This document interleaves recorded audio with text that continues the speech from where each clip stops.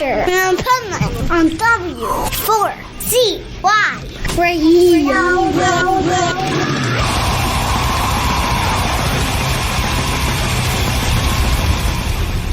Wake up, America! It's time for the Adventures of Pipeman on W4CY.com, West Palm Beach's #1 internet radio station.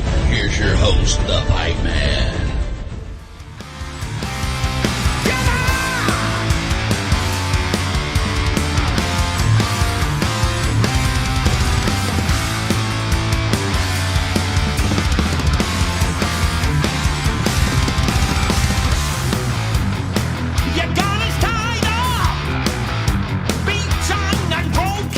This is the Pipeman here on the Adventures of Pipeman W4CY Radio, and I'm super excited about this guest because one of my favorite bands, and man, I can't believe it's been 50 freaking years. Let's welcome to the show John Gallagher from Raven. Hello, sir. Good to be here. Oh, man. What does it feel like when you wake up in the morning and realize you've been doing this for 50 years? That's kind of weird, right? It's very weird because it's, it seems like yesterday that, we were sitting in our bedroom trying to fight over an acoustic guitar.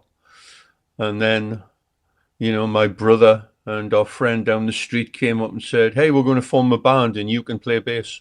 I'm like, "Oh, okay. Let's go." And we had no idea what we were letting ourselves in for.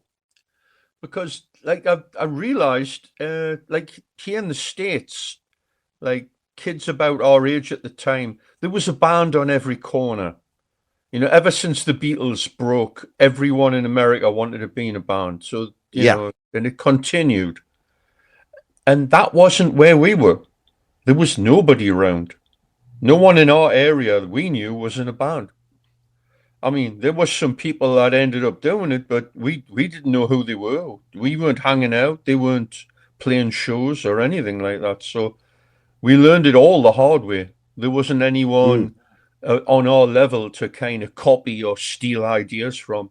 We had to steal them all from the big boys, Yeah. And it is so true. As somebody that has been listening to you since way back then, it was a very different world of music. Right now, there's the benefits of the fact that, anybody can pretty much put out music. But then there's also the disadvantages because then there's just a whole sea of, I think, a lot of the same type of music because everybody's just trying to put this algebraic equation to music. Whereas bands like you guys were innovators at, even within the same genre, all the bands were so distinctly different. You've nailed it. That was the thing about especially the new wave of British heavy metal, which was an era, not a genre, not a sound. It was a period of time. But all those bands sounded totally different. They all had passion and energy, but other than that, we didn't sound like Iron Maiden. Iron Maiden didn't sound like Def Leppard. They didn't sound like Samson. They didn't sound like White Spirit or Venom or, Diamond Head. They all sounded different, which was cool, which is great. I thought it was great myself because it's I just think we need these different vibes and feelings that we get from different types of music, from different bands, from different artists, different musicians, and I don't want to listen to the same song over and over again. No, you don't want to live in a world where everything's blue.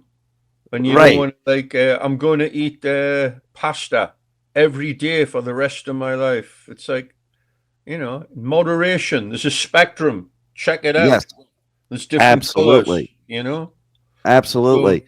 So we soaked in everything when we were kids, and I still try to. I mean, what have I got floating around here? What am I listening to? Allman Brothers. Nice. I never listened to Allman Brothers, really. So this is cool. I'm checking this out. Freaking U2, Hendrix. They redid the new Queen one. I see. I love that you're doing this right now because that is how we grew up, with all these different varieties of music that we were into. And, it shapes who you are, and as you as an artist, then you can be unique because you're not doing the same as everybody else. There's like influences from all different walks of life and blending genres. Yeah, preach, brother. You're saying the way it is, because it's like having a vocabulary. I see, even to this day, you'll have opening bands, and it's like, oh yeah, so they've been listening to Rain and Blood for the last 20 years and nothing else. It's like, Slayer already did it, Right? They moved on, can't you? So what you think was the first album that ever really made you feel like, man, this is my passion, music? Slayed Alive. Nice. First album I ever bought. It's still one of the greatest albums of all time. Absolutely. 100%. Nice. And they were the first band we ever saw. And the opening band for that gig was the sensational Alex Harvey Band, who were mind-blowing. And after seeing those two, we were ruined for life. I love it. So, yeah, for me, I lived in New Jersey, and I was at the Jersey Shore at the boardwalk playing some Carney game.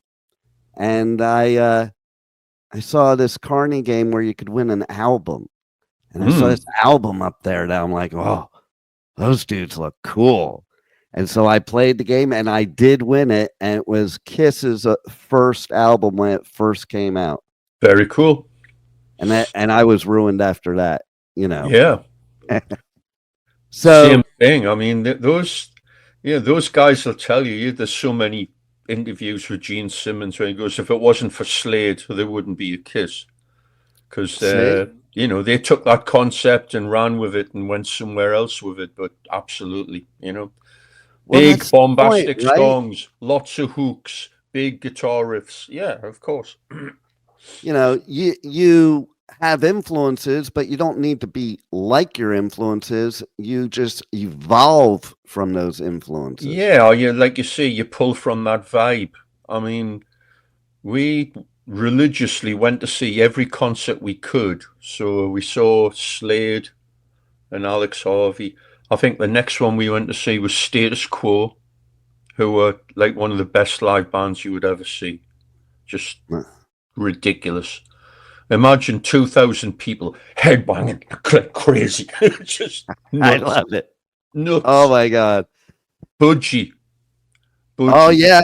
I have a Budgie album right in front of us. Man. First song, Bread Fan. Place went nuts. It's a seated hall. Everyone just ran to the front. It's crazy. And then, I camped out in the snow for tickets for Richie Blackmore's Rainbow first tour. Yes. Imagine that Uriah Heep. Uriah Heep. Kids nowadays don't know what it's like to camp out to wait online for tickets. No, they're camping out in the living room on their laptop, hoping to, not get too badly ripped off.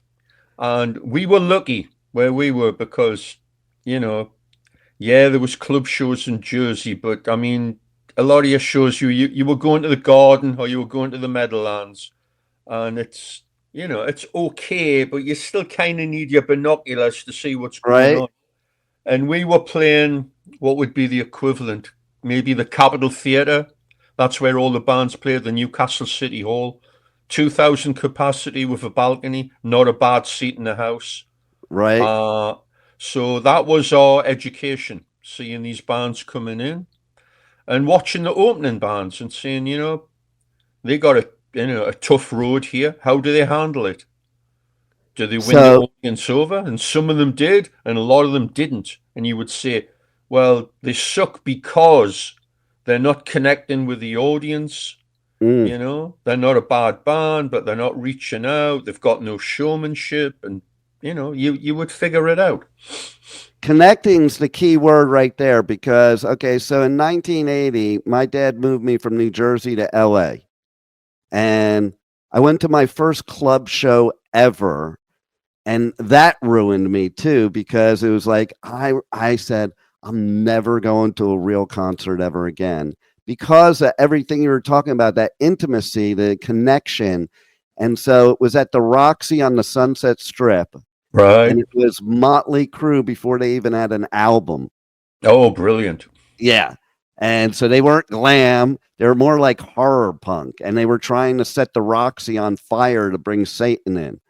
And I was like, I think 13 or 14 years old. I'm like, oh my God, this is amazing. You were there at the right time. Man, we were never on the Strip. We played whenever we came. We played at the Country Club out in Reseda, and I went there all the time. I saw you guys at the Country Club in Reseda. Ah, there you go. I even I think I saw a show with you and Metallica at a club in LA because I went to like Metallica's first shows ever and Slayer's first shows ever. That would have been the Country Club, and then I think we did it again with Anthrax. I think like the year after. Yeah. So I'm like kind of famous at the Country Club because I was at a Savage Grace show and I ended the show by doing a stage dive. I was full swan in the air. Crowd moved. I hit teeth first into the floor and knocked out all my teeth. Oh, Jesus Christ. No, not recommended. Yeah, I don't do that anymore. I'll go in the pit. I like being in control. I don't like other people being in control anymore. No crowd surfing, no stage diving, but I'll go in the pit because then I'm in control. My brother did that once in Germany. We were on a opening for Running Wild and there was some guys flipping him off or something. So he just put his guitar down and dived on top of them. I love it. And he crawled out while they were all trying to find him and start a fight, and they were all fighting each other. Oh my God, that's funny. Good times. So what's it like 50 years later to write music? I ask that of all artists that have been doing it that long because I just think to myself, wow, I'm just in awe of you to be able to still have more songs in your head to get out there.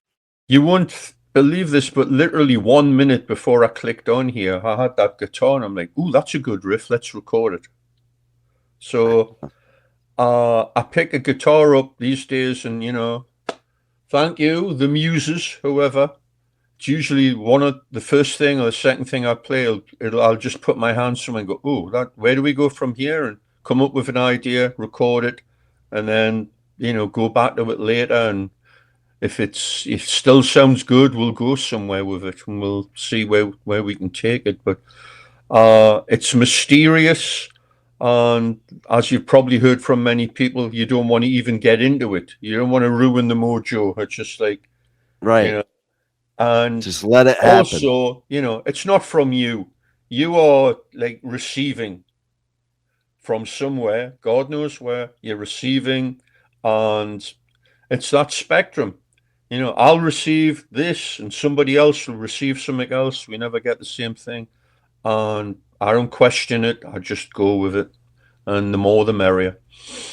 See, that's a true artist right there, because that is what it's about.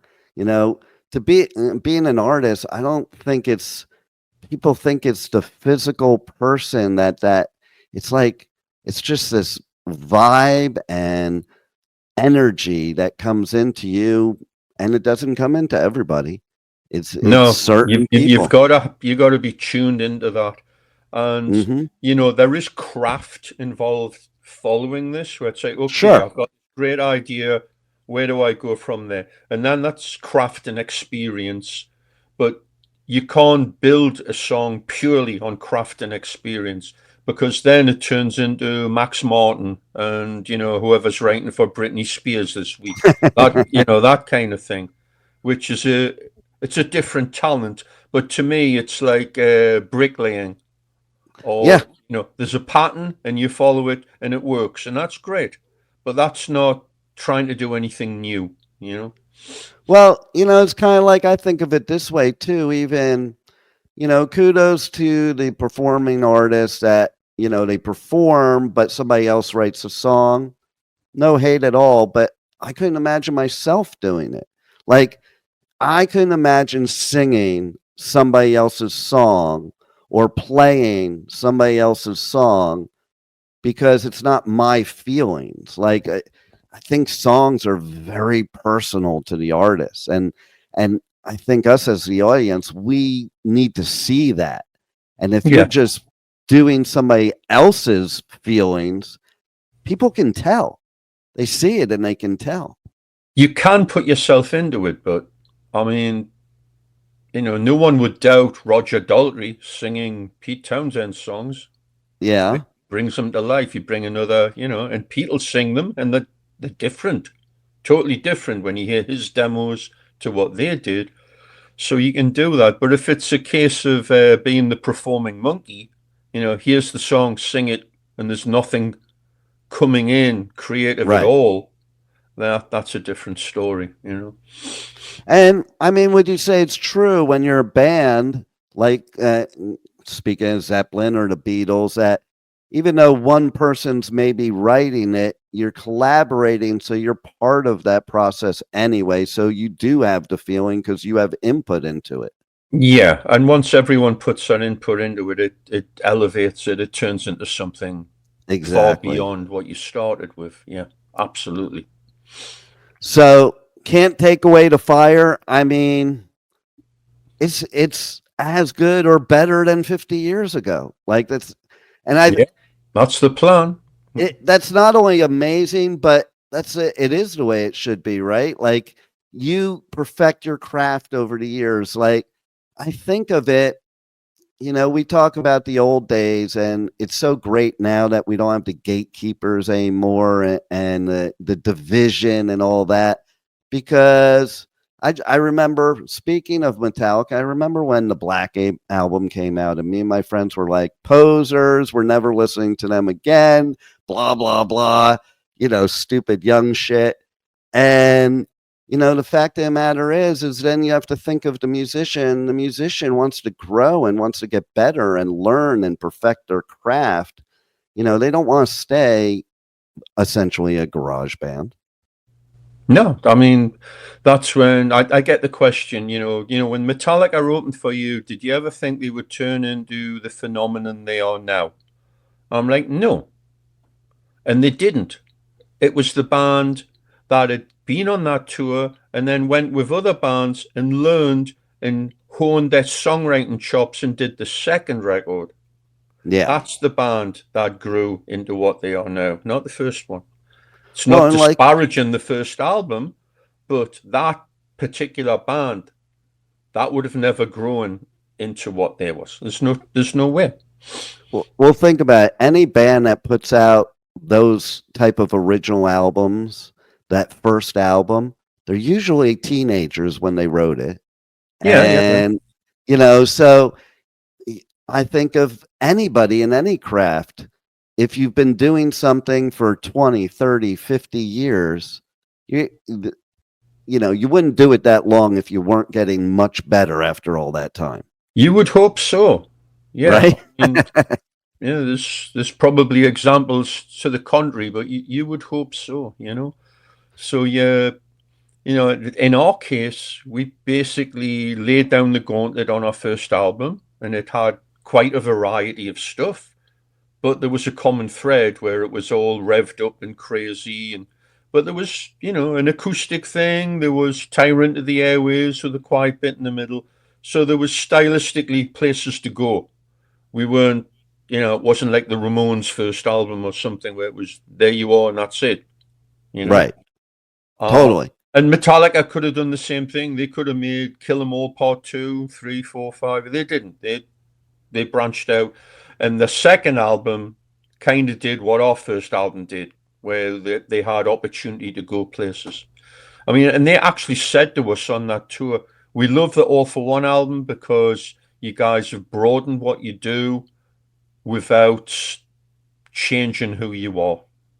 See, that's key No, that's right right. When there. I was like, yeah, that's smart. That's good. Yeah, I get that.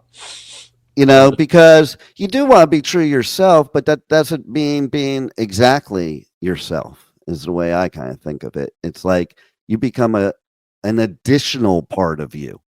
Yeah, you can't. You know, I mean, we were led up the garden path at one point. With the Pack Us Back album, where it was like, do X and we will give you Y, and all they did is give us grief.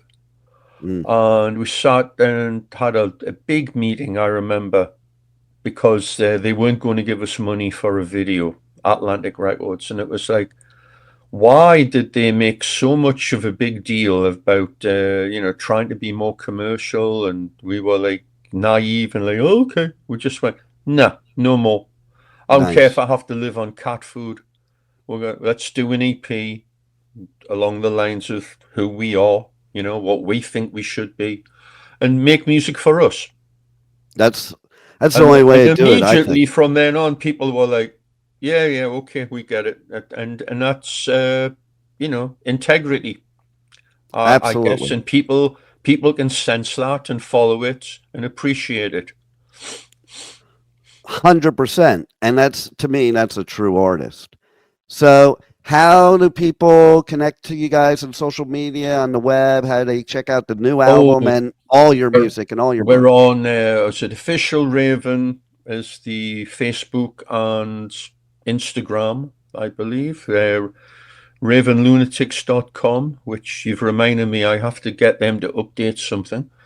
So we'll do that. That's the web page. I'm on Facebook, John Gallagher Raven as well. So you can always throw your slings and arrows at me. I'm out there.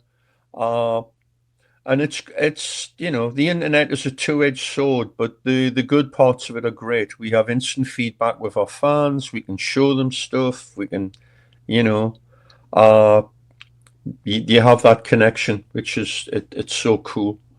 It is. And then on the other side, you've got Spotify ripping people off blind and denigrating music. I hate background music, and you go to someone's house and they've got the soft rock channel on, Right. and it turns into Spinal Tap. We're such a big fan of you guys. Well, not you guys, but the whole genre of rock and roll. So when you've got music on that's faceless and you don't even know who the hell it is, what's that? Yeah. I want to pay attention to what I'm listening to, Oh, I talk about it all the time. Back in the day, we sat with our headphones on and we bought this album with our hard-earned money so we played it like 10 million times to get our money's worth. And we just dove into it with all the artwork and the lyrics. And, I was just saying the other day, people, including my own kids, ask like, how do you know the lyrics to every single song that comes on? I'm like, this is why, because we sat with the lyrics and we listened to it. Oh, we didn't go from one track to another in every 10 seconds. You paid attention, and when there wasn't lyrics, you made them up. I mean, when we were kids, we heard Blue Oyster Cult, ME262 on the radio on a hard rock show. It was like, that's a great tune. I taped it. Let's play it. So we would play it, and we didn't know the lyrics. And it was just like, watch me down the bar, shiver and shake, a rumbly bum, just utter rubbish. Because that's phonetically what it sounded like. You got like maybe 10 words out of 15 or something, it was, and nobody cared. Right. No, nobody does. As long as you got the chorus right, nobody cared. Nobody does. That's for sure. And they were probably spreading the word like the game of telephone. That's the lyrics. That's how the fake lyrics come up. But that's how music was. It was word of mouth, or you went into a record store and saw an album cover and went, "Oh man, that looks cool." That's exactly what I did. Or like in LA, they had BAM magazine, and you would see like pictures of the gigs coming up, and like, oh, they look cool. You don't even know what they sound like. It didn't matter. Or like, it was funny. I love telling bands from back then this story. So we would go to this record store in the valley called Oz Records, and there was Right. a record clerk there that we got friendly with, and he always advised us what albums to buy. Like he'd bring it out and stuff, and we would like just whatever he said. Oh yeah, because it was always good. And that was Brian Slagle when he was starting Metal Blade Records. Wow. Yeah, like it was wild. I said to him a few years ago, I was like, man, that was like the most brilliant marketing ever. He goes, I wasn't trying to market. I was just a record store clerk. He's just passing. It's exactly what Johnny Z was doing on the East Coast. You know? Exactly. Man, you got to hear this. You got to hear this, you know? And the tape trading days and all that, you know, I still have like a couple tapes from that time that you can't even tell what is even on it. I just know what's on it because it was like taped over like 50 times from all the people. You wouldn't believe. Do I have it here? Is it hiding? No, I've been going through all this stuff. Oh, yeah. You know, like what do we got here? We have Newcastle Mayfair, 1983. We have Wrexham Festival, 1982. All these bootlegs and stuff. Wow. Just checking through stuff. And there's a tape from 1975 recorded in my mum and dad's front room. Wow. Me, Mark, and Paul Bowden were taking turns on the drums. This is like scary bad and very clear. Oh my God. Learning, you know, it's learning. That is way cool. You know, it's like, I mean, there's so many things like that from back then. I think that's why music was so creative, because you had to be creative. You know, you made it. It wasn't handed to you on a plate. No. We had to learn by using our ears and watching. And there wasn't the tablature or the DVD instructional videos or YouTube or, right. You know, and there was none of that at all. You know, maybe when VHS came out, then it kind of started, or, you could see the song remains the same on videotape or whatever and watch Jimmy Page. But before then, you had to watch a band and use your ears. And you got it wrong. And when you got it wrong, it was still cool. And you're going, oh, it's wrong, but I like this better. Or maybe it leads me to play something differently. And, you know, as opposed to when it's all spoon-fed. I mean, you'll see kids now that have been playing 2 years, 3 years. They can play Rings Around Me, technically. They're like unbelievable. But is it original? Or is there heart? Yeah. Some of them, yes. Some of them, because there's some special kids who are just gifted, and you give them a head start like that, and they're off and running, and who knows what they'll end up doing. But by and large, if it's just given to you by rote, you're not adding anything to it. You know. Well, like, look now, AI. You could write a song, do a music video, and everything with AI, and I'm like, no. Well, all you need to do now is someone was telling me they were looking for stuff up on the band to research for an interview. And he says the guy, put it in, and he says half the stuff that was in there was wrong. Or I believe that. Misleading. And it's just like you can't trust it. And some people are going to use it as a tool. I mean, especially for something like lyrics. It'll kick some stuff out, and you'll either use it as is or steal from it. But there's a fine line there somewhere, where it's like the backing tape thing. It's like, nah, I don't go there. I don't want that.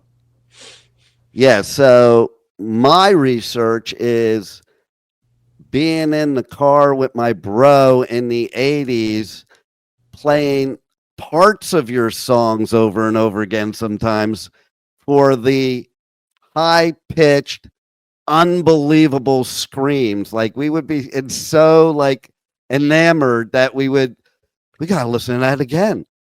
Come on. No way. Touch wood, I've still got it. I can still do all of it. I know. That's why I bring it up. This new album, I'm listening to the new album. I'm like, how does he have the same voice as then? Yeah, it's better. It is better. It should be. I've been practicing.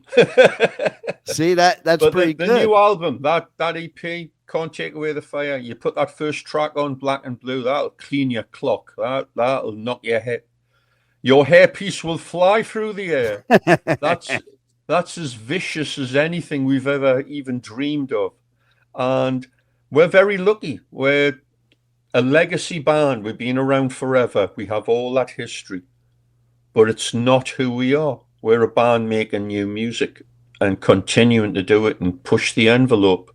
You are. And that's exciting. That's cool, Oh, I'm totally excited about it. And so is there anything else you want to share with the listeners that you have coming up, or live shows and stuff like that you want to share? We're doing Hell's Heroes in Houston on March 20th, which is a cool festival, like a European one that they've been the last couple of years. So we're happy to be on that.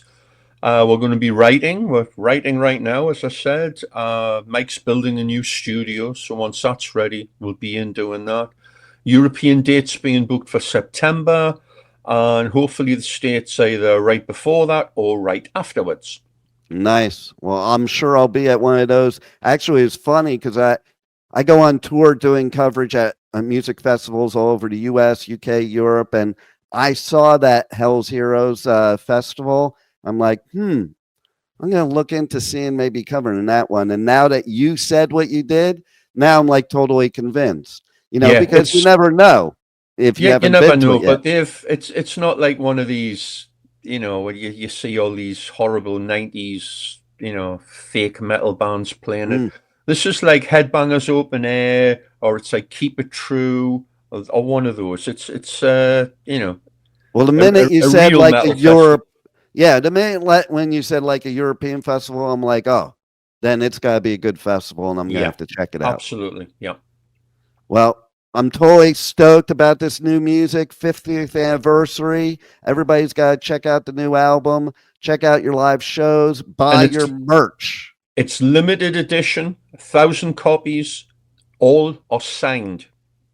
I just broke my hand signing 1,000 booklets yesterday and passed them on to Mark. And the actual release date is February 14th. And the video for Can't Take Away the Fire, lyric video, came out on Monday, I believe, or maybe Tuesday.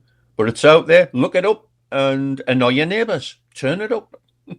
And what a great Valentine's gift that would make. It's a massacre. Definitely. There it is. Thanks again for making great music, and thanks for being on the Adventures of Pipeman. You got it, brother. Take care, man. See you soon. Thank you for listening to the Adventures of Pipeman on W4CY Radio.